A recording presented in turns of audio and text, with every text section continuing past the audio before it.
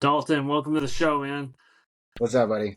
Hey, Stoked to be. yeah, I love that mustache. Yeah, our mustache. Shit, been working in the process. Yeah, Yeah. definitely. How long What you been made growing? for I'd say 8 months now. Nice. Yeah, probably about the same. Yeah, 8 months. Yeah, so I know you are a online coach, personal trainer, and I'm interested. What made you want to do that? What's kind of the passion behind it? So I started jujitsu. I started my journey in like MMA and jujitsu after my hand accident. About my hand accident was about 8 years ago. So it took me out for about a year, and after that, I started getting back into the groove of things. I started out with like using my legs, utilizing like running, cardio, and stuff like that until I had the access to my arms and all that fun stuff. So like going through that adversity and then just pushing through all those hard times and then just realizing people go through stuff like that all the time and like just and always make excuses for themselves. So I started out with like more of the passion is just in eliminating people's excuses for them, you know. So when and like when I started out in jiu-jitsu and MMA for like my major like fitness I guess journey was in jiu-jitsu and MMA, and then kind of prospered from there to like weight training and stuff like that, and like having a coach for strength training. I did that for about 5 years. So um, yeah, you can tell from the ears. I spent a lot of time in the Oh yeah, yeah, spent a lot of time on the mats and stuff like that. I used to be a jiu-jitsu event coordinator for a while, so I would set up tournaments and run them through there. So a lot of the passion comes from like people like going out on the mats and like wanting. It started out wanting to get people prepared for the mats to get them more into jiu-jitsu, and so because a lot of the excuses like I'm not fit enough, or I'm not, I'm not this, I'm not better, I need to lose this much weight to get in there, which is something that it is an excuse. It shies people away, but if you get in the gym and kind of get your body into that state, then I feel like jujitsu could even prosper even more in the world. More people will want to do it. It'll be more accepted, kind of thing. Not that it's not like severely accepted now. Like it's doing great in the community right now. It's getting big. It's almost into like the Olympics. I mean, I feel like there was a lot of dispute on if it did make it to the Olympics, like how the rules would be. A lot of jiu-jitsu guys are on the fence yeah. for that, but I feel like I feel like it would happen eventually, like American Jiu-Jitsu kind of style, because like I said, it's growing pretty big, and it's like wrestling, glorified. I wrestled in high school. Oh, I wrestled in middle school and high school, so that was kind of yeah, my experience. And then I've done some MMA training. I did like a couple months of that. Wanted to get into it more, but I ended up moving, so I haven't been back into it since then. But that's badass, man. yeah. See, that was the beautiful thing about how I got to do it so much. Is like I ended up warping my life around it. I get obsessed about things sometimes. Like if I love something like fitness, like healthy things, if I know it's good for me and I don't have a really reliable excuse, and it's just and Oh another yeah, thing was just every day and do better. The just the camaraderie. That's honestly where the passion started. Because I wanted, after about 5 years, I ended up taking a step away from all the event coordinating, and because I was, well, I'll admit yeah. I invested in the wrong person. I'll leave it at that. I invested in the wrong person, which we do all the time. We find those people that are meant to give us lessons, not permanent, right? I'm getting the credentials, all that, just starting time every day, probably about an hour to just study, to go through and find fitness video. Almost like it started after. Okay, so after I got certified through ISSA and everything, it started being more self research after I had that, and then it's kind of grows. So that's kind of where I'm at, you know. A lot of it is self Yeah, taught, no, I love self that. finding, and all the And it's podcasts really and all that cool. fun I'm stuff. interested to hear your story But about your hand, if you don't mind, too. yeah, no. So I had a hydraulic press, like the machine had like two other fingers before me from some other guy. So it was a big mess. So like the day that it happened, disconnected for a second. So the day that it happened, I got rushed to the ER, but the whole circumstances at the like it happened at a factory, um, and the factories aren't the cleanest, so or the most put together sometimes. So the just the managers and their first aiding and everything was just it's horrible. So I get Oh, yeah. rushed over like 2 towns away, and they got me into the emergency room. All the doctors like come in, they fix me up or whatever, and then everyone leaves the room. And then there's like this one doctor sitting on the computer, or this nurse typing information in. All of a sudden, there's like a stream of blood across the floor. I'm like, I look down, I see it. It's squirting. Jeez. It's pretty bad. I like look over at the nurse, like, hey man, I don't think this is supposed to happen. He like does it like a triple take, and he's like starts hitting a button on the ball, and all these fucking doctors and nurses come rushing in. I'm like, oh yeah, this isn't supposed to happen. That's definitely not. And then I get the positive part. I got a helicopter ride out of it, so that's pretty nice. I got a Oh, helicopter. wow. Shit. Yeah, right. Indianapolis, and the bottom. It was kind of cool. The bottom was see through, so first time in a helicopter. Not exactly the dances, but still got the ride, right? And then so after that, they That's had put metal pins in my hand, and my body actually rejected them. So I ended up getting MRSA. So I ended up having a cast all the way up to my elbow, and then oh, pick line. fuck. So I had a pick line all the way down to my heart to like they administer the antibiotics and stuff like that. So I couldn't pick up more than 5 to 10 pounds with this hand, and I couldn't use this one at all. So I had to like start utilizing my legs. So my aunt, rest in peace, she passed away last year. She helped I'm administer. sorry. She had helped and stuff. It was like an Asian thing kind of thing. Nurse. So she lived about 3 miles away from where I lived at the time. So I would start by jogging over to her place and jogging back home to get the antibiotics. Started out with that. I had like a standing kicking bag, punching bag in one of my rooms. I lived alone with my two dogs, and like they're fresh like 10 puppies. So it was a crazy time. It's a crazy time. Oh, I'm wow. thankful to have my cousins that came over and helped me out and all that fun stuff with the puppies. And but so I started out with the running, and then kicking the bag, and then eventually So I got what? the pick line. Go ahead. Oh, yeah. So, like, what was the biggest thing you learned through all that? Or maybe you're getting to it. The biggest, I honestly just don't take things for granted. For instance, and like really, I think that's probably the main thing. Don't take things for granted, and anything can happen. And like just a Yeah. snap, yeah. And That'd be and that'd and be a damn tough time. yeah. And another thing I learned about myself is like I don't do well with sitting still. Like from that point on, I realized I'm not okay with mediocre. I'm meant to do great things. And even that's what I try and tell other people. Like, if you don't think that you're a coach, but if or you could help someone, but look at what you went through. You don't think people struggle with that? You give them like a prevention sheet. Tell them this is what I did and this is what happened. This is what to avoid, and that's helping someone right there. That's helping someone avoid making huge mistakes. Or I granted people need to make mistakes to learn, right? But having the guidance, and then realizing why the mistake happened, that helps too. Yeah, no, I'm with you on that. So like as far as your past goes and things like that, what's kind of your mission statement? What drives you? Well, the no retreat, no surrender. That means no matter what happens, if there's a will, there's a fucking way. Always, no matter what. If you can get up, if you're able, if you can move, there's a way to get shit done.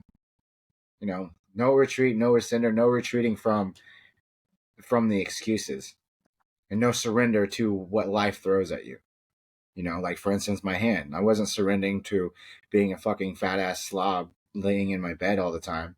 You know, I could have soaked that shit up and cried and whined because I can't use my hand. Like that sucks. Like my girlfriend at the time just left me. Like I could have been whining and crying about all this shit, but then I'm like, that's what is that getting me? That's nothing but negative thinking and destroying your soul. Like it makes you a whole different person. And and then when and just the fire to get there, Yeah. Yeah. So it's I can relate to not wanting to sit there and do nothing. That's Yeah, definitely me too. yeah. Uh like have you ever heard of 75 hard? You ever thought of doing that? I've heard of it. Yeah, I've thought about doing it, but sometimes I'm like, I go through enough adversity right now. It'd be hard to keep to it. Cause I think I probably train about 6 days a week, but I thought about it. It seems really nice. I like the way it's put together. How are you Yeah, doing I on it? feel Or did you get through it? I just finished it on Friday and then I started phase 1 today of Live Hard, I so thought you were that crazy. Was it for the David Goggins challenge, the 4 miles every 4 hours? yeah. That was crazy, bro. How did you survive that? How many miles did you get in? I got to 32 miles, which was like 12 iterations of that, Yeah, and I fell asleep at like 3 a.m. So I slept in too late, missed the next iteration, so I had to end it. But I want to do it again. yeah, It's a mental drainer, man. It's dude. I can imagine. because your test levels go down because you're not sleeping normal. Yeah, So then when you're on these runs, like your cortisol levels are high as hell, just like basically yeah. dying the whole time. But yeah, I Been mean through. it was a good first experience on it, and like 75 hard, I did. I've attempted that 10 plus times before I like actually got one go through, and Yeah. I feel like it'll be the same thing with that challenge. That's a Well, difficult one. what do you think was the hardest part about it? With the running challenge, 75 hard. oh, 75 hard. The hardest thing is I'd say the hardest thing is the time management aspect Hmm. because your workouts, like the outdoor one and the indoor one, have to be 3 hours apart, and you have a normal life too, so you have like your girlfriend, or you have like your work that you have to do from this time to this time. You have to fit all these other 5 6 7 other things in, and it's just all that managing that time or staying up late to finish it. That's the hardest part of it, and once you like get that down, then you can complete See, it, I but feel like it that just would be takes. my biggest issue. Because right now I actually walk everywhere, so I normally get in probably 10 plus miles a day with just walking, and then extra jogging if I need. I'm starting to shred right now. I just went up to 200 pounds. So I'm gonna be getting a lot of running in. So I thought about doing that 4 hour thing myself, but that it sounds brutal. It's more yeah, it's brutal. Mental it's state. Yeah. it's hard. Uh Where are you but located right? I'm in Grand Rapids area, Michigan. Okay. Okay, I Yeah. got you. Nice. Yeah. But yeah, no, that challenge would be good. And I just do a lot of things like I follow David Goggins. He's one of my like role model Read his types, book. right? It's like I only got a His book. couple role models. It's like what'd you say? I've read his book, listening to his audio once or twice too. Oh hell yeah. Yeah, Yeah. no, he's really inspiring and just gives it He's to in. you like real talk, you know. So Yeah. um but yeah, I guess what's on that topic, like what's your role? You got any role models? Any like big leagues you look up to or anything? Yeah, I guess I got a couple mentors that I kind of look up to her. That maybe Alex Hermazi, Wes Watson, and David Goggins for sure. Jocko Okay. Wilkos, some of those guys. Yeah, Yeah. and of Okay. course, Well, you're kind of on this Bruce Lee. Bruce Lee. Yeah. Would you Yeah, say Forrest Wes who? Watson. Wes Watson? Hmm. He's a Okay. huge business guy. He started out. He's got the pin. Oh crap! What was it? I want to say we had him on. I'm part of this group called Kaizen Brotherhood. I want to say he was on one of our calls. I'm pretty Yeah, sure he was. that's pretty. Yeah, that'd be something if you're interested. It sounds like you got a pretty good mindset towards like improving every day. If you're interested in that, we got to talk outside of this too. Yeah. He Um, runs GP Penitentiary. Um, the okay, GP Penitentiary organization. His fitness and nutrition thing. I started at, and yeah, that's interesting.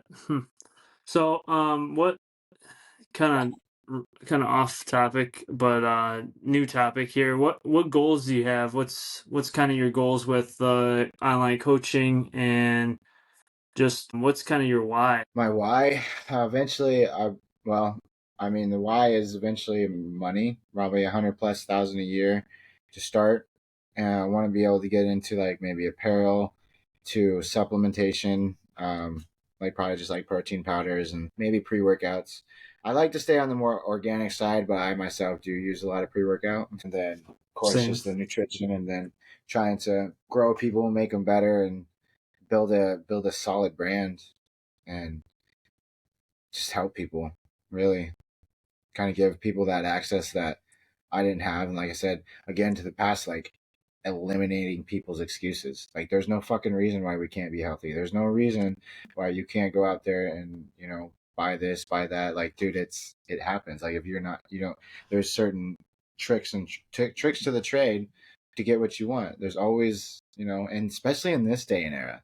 Like I try and tell athletes, like if I'm training an athlete, dude, play on your social media, bro. Post that shit. Jiu-jitsu is big. People want to see that. Like you can get so many likes, so many people sharing it, this, that, and the other. Like you can make a good income off of just making YouTube videos or just the shorts and stuff. You can get like advertisement deals and partnerships and stuff like that, sponsorships and all that fun stuff. So that's pretty much the main goal, is just to kind of grow the business. And eventually I want to be able to use that to help other people grow. That's kind of Yep. another reason why I like the networking and the podcast, because then I can go in and I can literally go into someone's story and push it out there for them, let everyone see them for who they are and what they're like, for instance, like their academy and jiu-jitsu teams and stuff like that, kind of what they instill and what they kind of tell their people when they first come in there and what to expect, all this kind of stuff. Just growing. I like, because my one of my sayings, my motto is growth feeds growth. I Yeah. think if we all helped each other grow, we wouldn't have to fucking be shitty people. You know, like, I don't Oh, think it's there'd be very. ego there. Yeah, we would. Yeah, we wouldn't have a lot of the shit that we have in the world if that was the case. But yeah, man. What Other than about that, you? is there a final message you want to leave the audience with Uh, from you? I mean, just be better. Don't let anything hold you back. If you need to step away for a second, breathe, reevaluate the situation, and then write down the whys, the whats, and the what can I do? What can I do to make today better? What did I do today to advance me towards my goals every day? Yeah, just do your best. Another thing, a lot of coaches that I've talked to, and the good thing that I love is like your 100% is not going to equal the guy next to you. Your Yeah. 100% could be totally different. So you can do your best, but it's not. You got some athlete doing crazy shit. Just be there. Just be on the mats. Do your best. Help him train. Fill it out. It's just being there and doing your best. Feeling like you have accomplished what you needed to accomplish. That's another. You got to stop comparing yourself to others. That is one major killer that everyone downfalls. Like you see someone lifting more weight than you see someone doing more rounds or harder rounds. That's not your 100%. You can get there, right? But not today. This is your 100% right now. And Something then I might like to say too is, or a friend of mine said this, I think, is you might not do as much work in the gym as someone else, but you can definitely beat them outside of the gym and the nutrition and the sleep and all the other things. yeah, So It's that's another thing I would say. There's a difference between being an athlete and being a guy that jumps in the cage and punches people. An athlete is going to take the time for his nutrition. He's going to get his sleep down. He's going to do everything off the mats to make him better on the mats, or whatever his sport may be. I like So that. yeah, Oh I yeah, really man. appreciate this, man. I do. I don't want to keep you up too late. No, you're good. You're good. Where can everyone find you at though? So my TikTok and Instagram are the same. It's Turtles Fitness _ nutrition, and then YouTube is Turtles Impact. Cool. Fuck yeah. Yep. I All appreciate right. you, bro. Yeah, No, I'm glad to have you on.